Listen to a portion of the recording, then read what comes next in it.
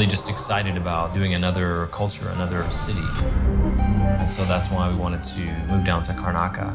My wish was to go at the edge of this world in a city where the sun is impacting a lot the mood. And it was allowing us to create some weird atmosphere and to twist things. I proposed Karnaca because to me it was really, really different. It's closer to the equator, there's more vegetation, it's more of a blended culture. The atmosphere is way more dense. It's based on a photo trip I did in Long Beach, Los Angeles, where at sunset the sun makes the atmosphere coming really thick. The sun is super weird.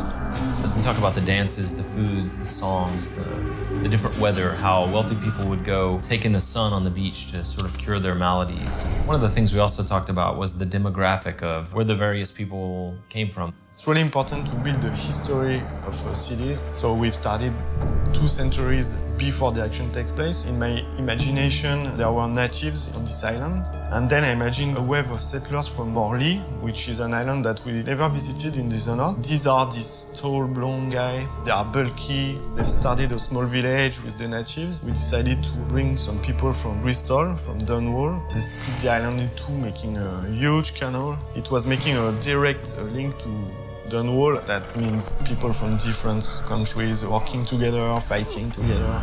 It was a nice setup for the story of the game. So we were done with the shape, the land mass around the city. It was time to bring this industrial flavor that everyone was in love with in Dishonored 1. I was pushing to have something really unique. So that's why we had this giant peak. What if we have wind that goes through this giant peak and have shaped a wind corridor? My first idea was to set up silver quarries there. And what if we put a district there where people suffer? Imagine how they think and how they survive in this district that brought a lot of different structures, like the windbreaker, the way the blocks in the district are shaped in diamond shape to funnel the wind, to break the wind. The giant mills, it ends up with something really, really cool, story-wise and visually. We've focused a lot more on verticality. When you travel to Karnaca in Dishonored 2, you'll see the contrast on the rooftops. There are far fewer of the A-frame roofs, and instead you have a flatter rooftops. Obviously has gameplay ramifications. It adds so much freedom to the original experience. Now you can access the roof with blink, the balconies, or you can take the stairs, or you can climb on the light poles. The fact that you have more space to play in, I think it's a good thing.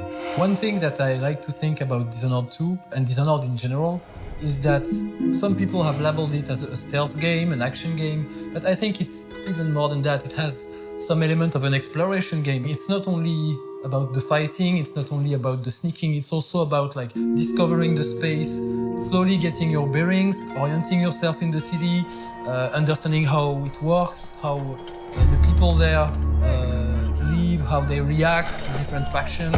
The fact that there are neutral factions also allows the player to explore without fearing to be attacked, which is a good thing because the artist has done such great objects, totally typical to Dishonored. At Arkane, we focus a lot on the really small details in the world. You can sneak, enter apartment and review what's there. For example, the typewriter that everyone is loving. People really love when it's functional, and now if you press spacebar, you hear the sound, you see it moving. We design each object so they can be built in real life.